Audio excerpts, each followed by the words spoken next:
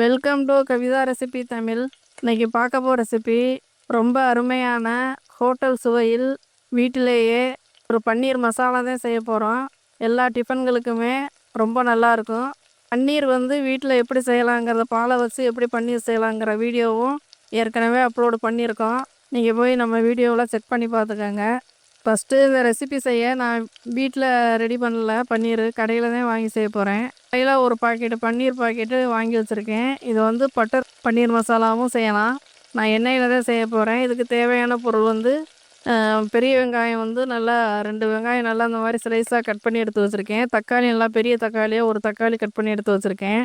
பச்சை மிளகா 2, இஞ்சி பூண்டு சிறிதளவு ஒரு 6-7 பல் இந்த மாதிரி பூண்டு பல் எடுத்துக்கோங்க. பட்டை ஒரு 2 கிராம்பு, ஏலக்காய் இதை வச்சு தான் நம்ம செய்ய போகிறோம் வதக்கிட்டு. இப்போ நான் கடையில் வாங்கின பன்னீர் பாக்கெட்டை நல்லா கட் பண்ணிவிட்டு அதில் பட்டர் வச்சும் ரோஸ்ட் பண்ணலாம், இல்லைன்னா நீங்கள் எண்ணெயில் கூட ரோஸ்ட் பண்ணி எடுத்துக்கலாம். இப்போ நமக்கு எந்த அளவு தேவையோ அதுக்கேற்ற மாதிரி நீங்கள் இந்த மாதிரி கட் பண்ணி எடுத்துக்கோங்க. பன்னீர் எந்த அளவு தேவையோ அதுக்கேற்ற மாதிரி கட் பண்ணி எடுத்துக்கோங்க. இப்போ இந்த மாதிரி எல்லாத்தையும் நான் கட் பண்ணி எடுத்துக்கிறேன். இப்போ எல்லா பன்னீரையும் கட் பண்ணியாச்சு. இந்த அளவுக்கு நம்ம எண்ணெயில் ரோஸ்ட் பண்ணி எடுத்துக்கலாம். எண்ணெய்க்கு பதிலாக நீங்கள் பட்டர் வச்சு கூட ரோஸ்ட் பண்ணலாம். கடாய் எடுத்துக்கிறேன். தேவைக்கேற்ற மாதிரி இதில் எண்ணெய் சேர்த்துட்டு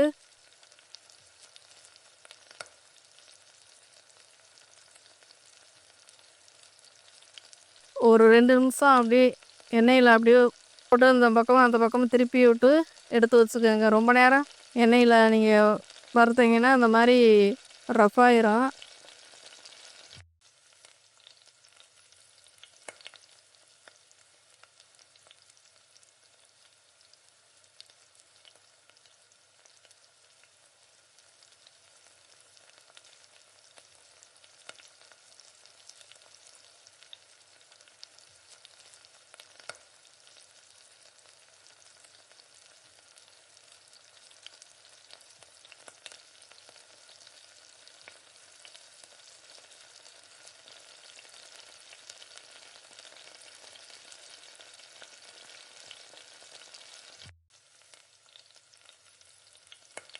சாஃப்டாக இருக்காது பட்டரு. அதனால் ஒன்றா அந்த மாதிரி எண்ணெயில் ஒரு 2 நிமிஷம் ஒரு 3 நிமிஷம் அப்படி ரோஸ்ட்டு பண்ணி எடுத்துக்கோங்க. இப்போ ஒன்றா நான் அந்த மாதிரி பன்னீரையும் இந்த மாதிரி சேர்த்துக்கிறேன். ஸ்டவ்வை முழுமையாக கம்மி பண்ணி வச்சுக்கோங்க. நாஸ்டிக் கடாயினா இன்னும் நல்லா ஈஸியாக திருப்பி போடுறதுக்கு வரும். நான் ஸ்டீலை கண்டு கொஞ்சம் பிடிக்கிற மாதிரி தான் இருக்கும். முன்புறம் அப்படியே வெந்ததுக்கு பின்னாடி திருப்பி விட்டு போட்டு நல்லா ரோஸ்ட்டு பண்ணிக்கோங்க. இந்த மாதிரி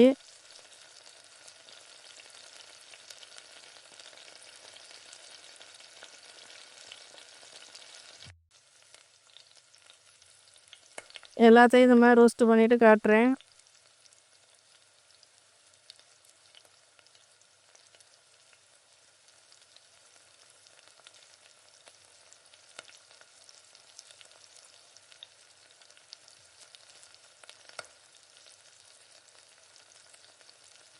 இப்போ எல்லா பன்னீரும் இந்த மாதிரி வறுத்தாச்சு. இப்போ ஒரு தட்டில் மாற்றி எடுத்து வச்சுக்கலாம். பாத்திரத்தில் அப்படியே ஒட்டிக்கிட்டு வர்ற மாதிரி இருந்துச்சு. அதெல்லாம் உடையாமல் இந்த மாதிரி எடுத்து வச்சுக்கோங்க.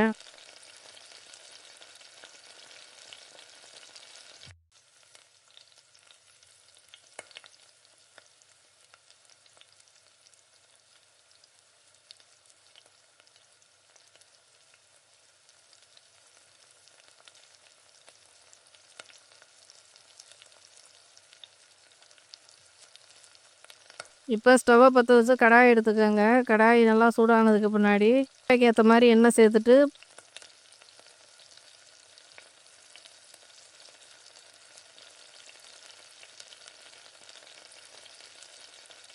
பட்டை 2 பட்டை,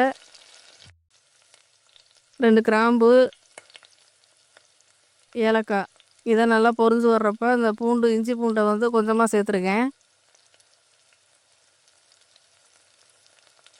இஞ்சி கொஞ்சம் கம்மியாக சேர்த்துக்கோங்க. பூண்டு கொஞ்சம் அதிகமாக இருக்குது. இதை நல்லா எண்ணெயிலே நல்லா வதக்கிக்கோங்க. அந்த மாதிரி இப்போ 2 பச்சை மிளகா சேர்த்து இதையும் நல்லா எண்ணெயில் வதக்கிக்கலாம். இது கூடவே வெங்காயத்தை சேர்த்து வெங்காயம் நல்லா வதங்கி வரணும். கண்ணாடி பக்குவத்துக்கு அந்தளவுக்கு வர நல்லா வதக்கிக்கிட்டே இருங்க.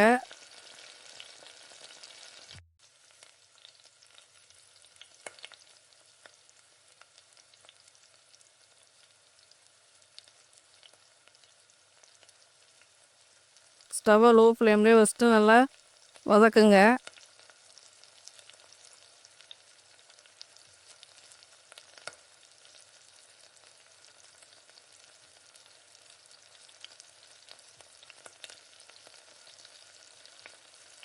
அப்படியே 2-3 நிமிஷம் ஆகும் வெங்காயம் வதங்க.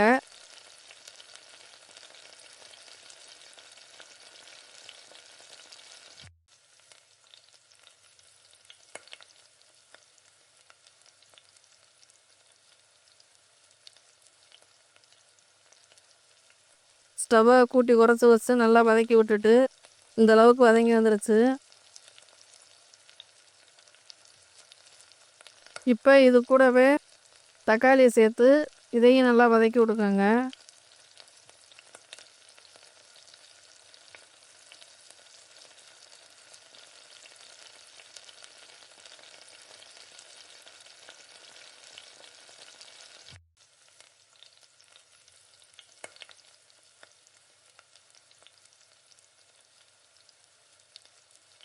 தக்காளி நல்லா வதங்கினதுக்கு பின்னாடி ஒரு தட்டில் மாற்றி ஆற வச்சுட்டு மிக்ஸி ஜாரில் நம்ம பேஸ்ட்டை அரைச்சி எடுத்துக்கலாம். அளவுக்கு வதங்கியிருக்கு. இப்போ ஒரு தட்டில் மாற்றி எடுத்து வச்சுக்கலாம்.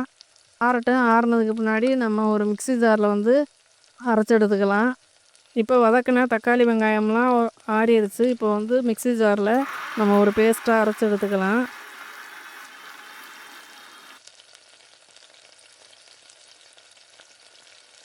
எடுத்துட்டு இப்போ அதே கடாயில் நம்ம வதக்கி விட போகிறோம். இப்போ ஸ்டவ்வை பற்ற வச்சு கடாய் எடுத்துக்கோங்க. கடாய் நல்லா சூடானதுக்கு பின்னாடி எண்ணெய் சேர்த்துக்கோங்க. ஒரு 2-3 ஸ்பூனுக்கு ஏற்ற மாதிரி சேர்த்துக்கோங்க. தேவைக்கு ஏற்ற மாதிரி சேர்த்துக்கோங்க. சேர்த்துட்டு இது கூடவே கடுகு ஒரு 1/2 ஸ்பூனுக்கு சேர்த்துருக்கேன்.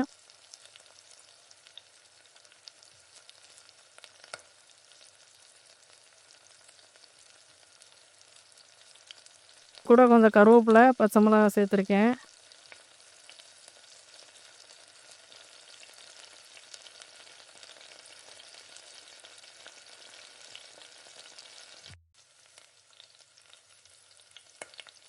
சேர்த்து இந்த விழுதை வந்து இது கூட சேர்த்து பச்சை வாசனை போகிற அளவுக்கு நல்லா வதக்கி விட்டுக்கோங்க.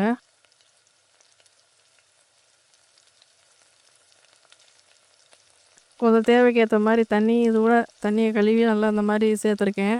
உப்பு போட்டு அரைக்கலை, இனிமேல் தான் சேர்த்துக்க போகிறோம் உப்பு.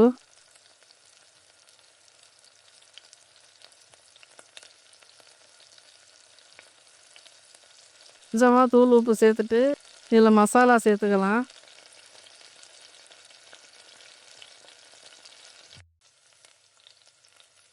கொஞ்சமாக குழம்பு தூள் லைட்டாக சேர்த்துட்டு கரம் மசாலா ஒரு 1/2 ஸ்பூனுக்கு சேர்த்துட்டு தனி மிளகாத்தூள் ஒரு ஸ்பூன் இல்லைன்னா 1/2 ஸ்பூனுக்கு சேர்த்துக்கோங்க. காரத்துக்கு ஏற்ற மாதிரி சேர்த்துக்கோங்க.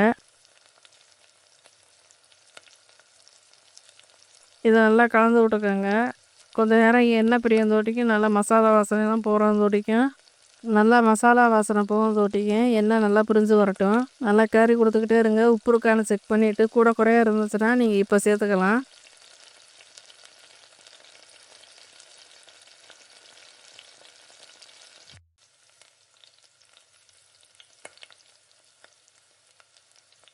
இப்போ நல்லா கொதிஞ்சு வருது. நல்லா கரண்டியை வச்சு இந்த மாதிரி கலந்து விட்டு அடி பிடிக்காத அளவுக்கு நல்லா ஸ்டவ்வை வந்து கம்மி பண்ணி வச்சுட்டு நல்லா கலந்து விட்டுக்கோங்க. தண்ணி தேவைன்னா நீங்கள் கூட்டி குறைச்சி வச்சுக்கோங்க. இப்போ நான் வந்து ரோஸ்ட்டு பண்ணி வச்சுருந்த பன்னீரை இந்த கிரேவியோடு சேர்த்து நல்லா இந்த மாதிரி கலந்து விட்ருக்கேன்.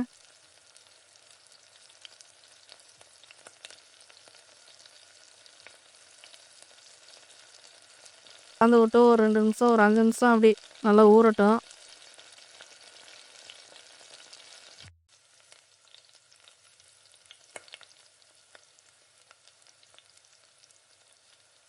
அந்த மாதிரி கலந்து விட்டு சிம்மில் வச்சுருங்க ஸ்டவ்வை. பன்னீரில் வந்து மசாலாலாம் சேர்ந்து நல்லா ருசியாக இருக்கும். அந்தளவுக்கு நல்லாயிருக்கும். இப்போ கொஞ்சம் காரம் கம்மியாக இருக்கும், லைட்டாக காரம் சேர்த்துருக்கேன். நல்லா இந்த மாதிரி நல்லா கொதிக்கட்டும், அப்போ தான் நல்லாயிருக்கும்.